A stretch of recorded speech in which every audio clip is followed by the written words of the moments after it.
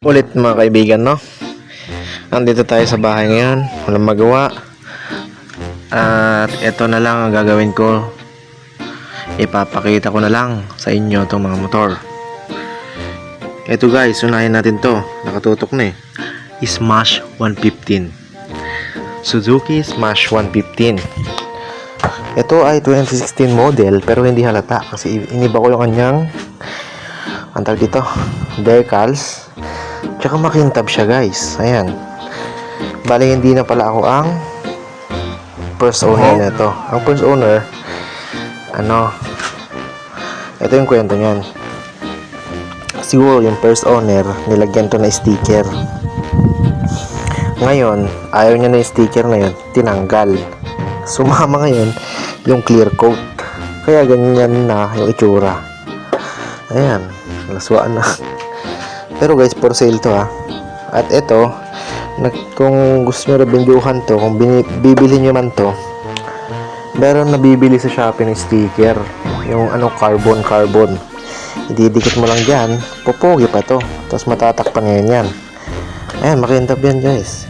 Ayan kasing kintab lang sila nun kintab yan. Tsaka ang issue nito, ayan, kita nyo na. Yung takpan yan ha. Shopee meron yan. Meron din mga minimal scratches. Ayan, normal na yan sa mga matatagal ng motor. Ayan, mga scratches. Pero makintab yan. Ayan.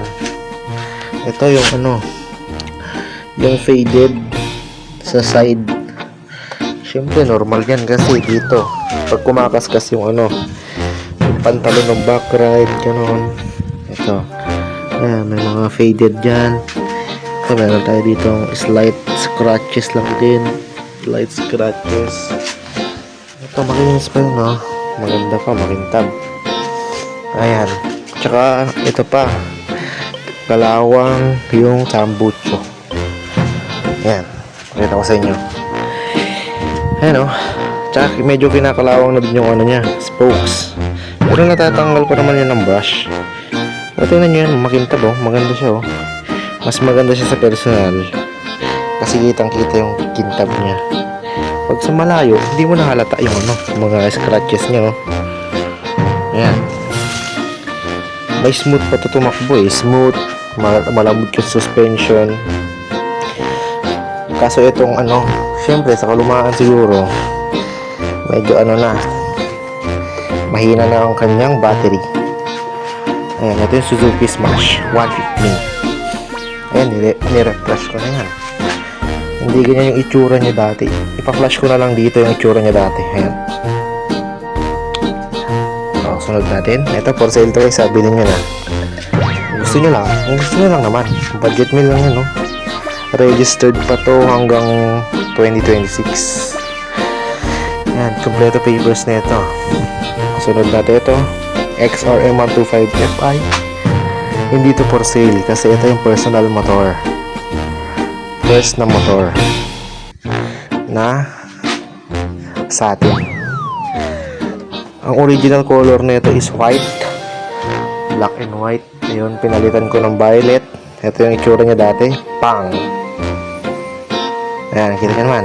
Yan yung itsura niya dati. Pinalitan ko ulit ng red siya ngayon. Tapos, ayun, naka-Shopee build lang to. Shopee build, ram air. Ayan. Ito, wala pang sticker yan. Naantay ko ang sticker Shopee build nga ito Hindi to Thai chapsoy na Shopee build. Malay ko dito. Ayan, wala din siyang pipe. May pipe doon kaso nahihinaan ako dyan. Bibili tayo ng open pipe kasi nalalapit na ang New Year. So mag New Year tayo ng naka-open pipe. Ito siya. Sunod natin ang aking pinakamamahal, ang Winner X. Ito siya. Ito yung pinangalanan ko to Pangalan nito Scarlet. Scarlet kasi red nga. Ito pure stock lang to. Ito, stock din to. Stock lahat yan. Stock. Ito siya. Ayan. Bilhin nyo na to guys. Para may pang-upgrade ako dito. Tsaka yun. Ayan. Napakaganda ng side profile nito eh. Ayan. Ito madumi nga lang ito kasi ginagamit ko. Ayan. Naka-racing edition. Racing red. Itong color ng Honda. Honda Racing Red. Ganyan din ang colorway ng CRF 150R ata yun. Hindi ko alam. CRF 150R, CBR 150R, CBR 1000 RRR ata. Firebleed. Ganyan yung kulay nila. Ito talaga yung